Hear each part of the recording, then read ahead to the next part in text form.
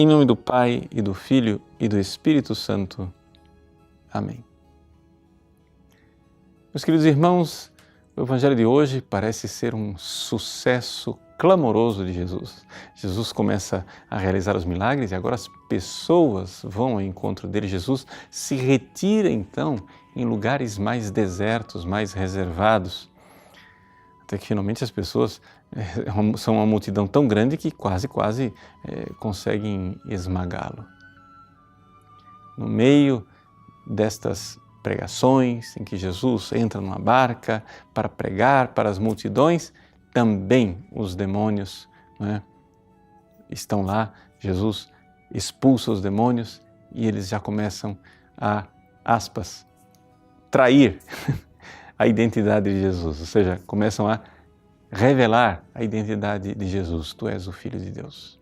E Jesus, curiosamente, pede que eles se calem e que não digam a ninguém quem Ele é.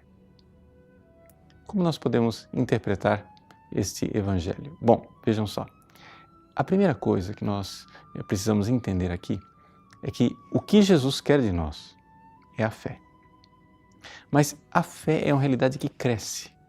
A fé é uma realidade que vai aumentando. Jesus começa fazendo milagres e portentos, sinais.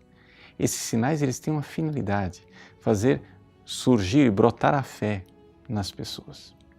Mas no meio daquelas pessoas, onde algumas já tinham fé, há também os oportunistas, ou seja, aqueles que não têm fé ainda, que na verdade querem o taumaturgo. Vejam, certamente você se lembra da atitude de Herodes diante de Jesus. Jesus fazia milagres e Herodes ouviu falar que havia esse grande fazedor de milagres, esse taumaturgo, e queria que Jesus então, queria vê-lo, queria conhecê-lo, mas não queria conhecê-lo porque tinha fé. Queria conhecê-lo quase como quem quer ver o leão do circo, uma atração, alguma coisa, um show, um espetáculo. Jesus se subtrai, Jesus se retira e se afasta desse tipo de pessoas. É evidente que todo o povo de Israel, todo o povo de Deus esperava a vinda do Messias. Todo mundo estava esperando que viesse aquele que poderia ser chamado de Filho de Deus, como Davi era chamado Filho de Deus. No entanto, Jesus era muito mais do que Davi.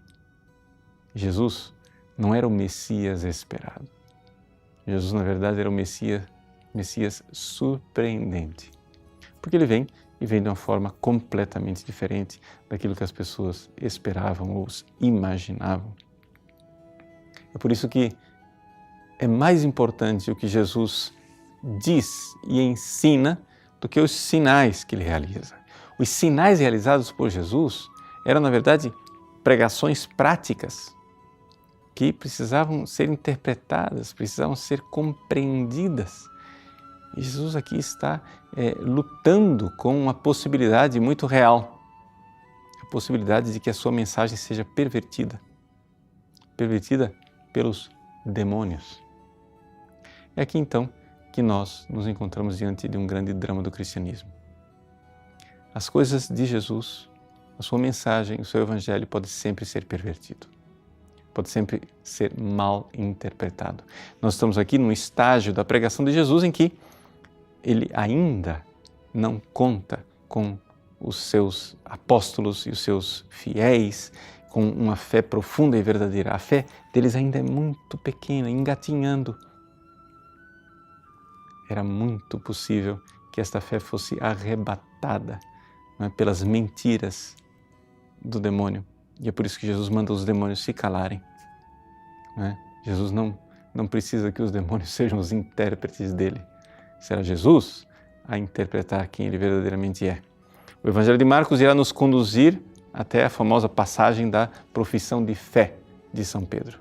E quando São Pedro professar a fé, dali para frente, Jesus sistematicamente vai revelando cada vez mais quem é a sua pessoa e qual é a sua missão.